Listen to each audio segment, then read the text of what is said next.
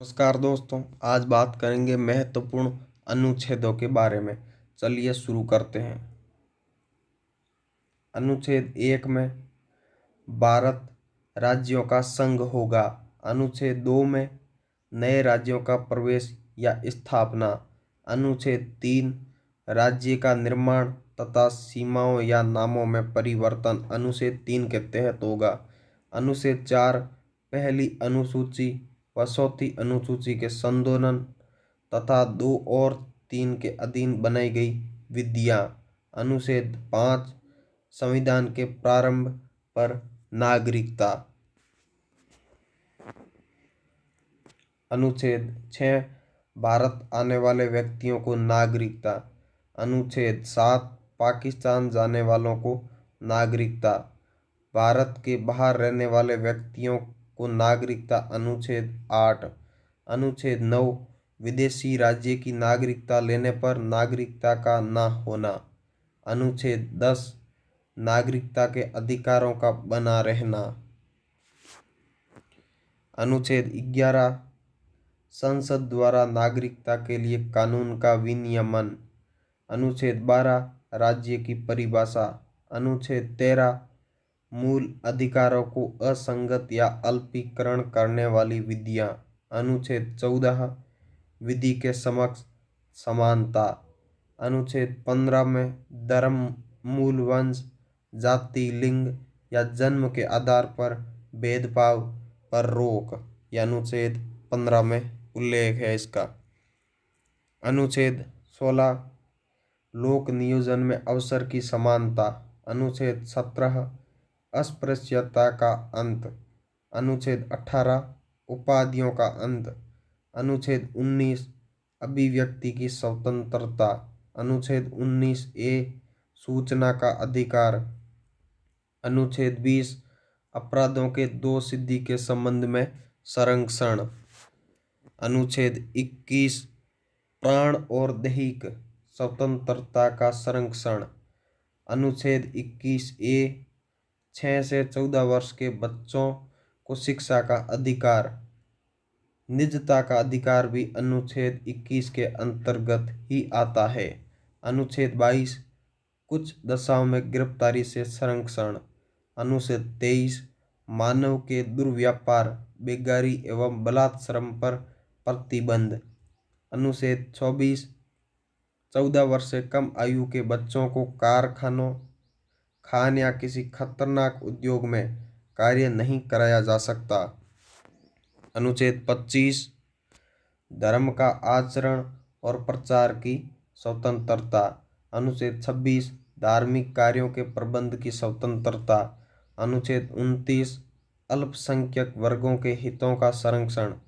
अनुच्छेद 30 शिक्षा संस्थाओं की स्थापना और प्रशासन करने का अल्पसंख्यक वर्गों का अधिकार। अनुच्छेद 32 संवैधानिक उपचारों का अधिकार, संविधान की आत्मा। अनुच्छेद 32 संवैधानिक उपचारों का अधिकार कहा जाता है। अनुच्छेद 39A सभी के लिए समान न्याय एवं निःशुल्क कानूनी सहायता की व्यवस्था राज्य सरकार करेगी। अनुच्छेद 40 ग्राम पंचायतों का संगठन। अनुच्छेद 44 समान नागरिकता संहिता। अनुच्छेद 48 कृषि और पशुपालन संगठन।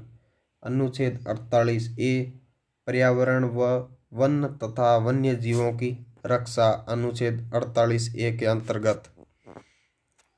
अनुच्छेद 49 राष्ट्रीय स्मारक स्थानों और वस्तुओं का संरक्षण। अनुच्छेद 50 कार्यपालिका से न्यायपालिका पृथक्करण।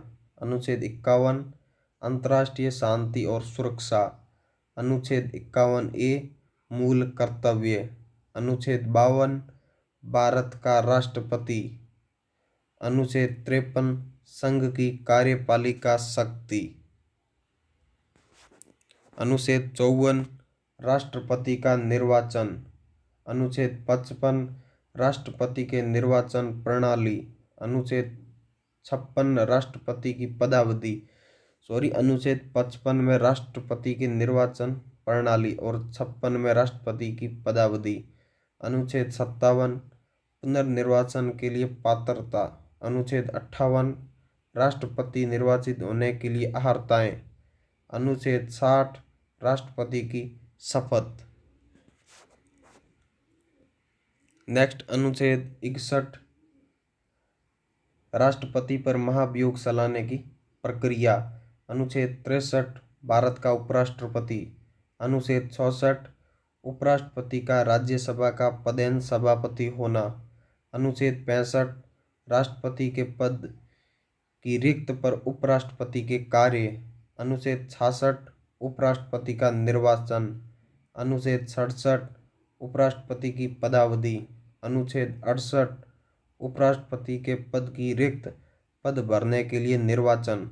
अनुच्छेद 69 उपराष्ट्रपति द्वारा शपथ। अनुच्छेद 70 अन्य आकस्मिकता में राष्ट्रपति के कर्तव्यों का निर्वहन। अनुच्छेद 71 राष्ट्रपति और उपराष्ट्रपति के निर्वाचन संबंधित विषय। अनुच्छेद 72 समाधान की शक्ति।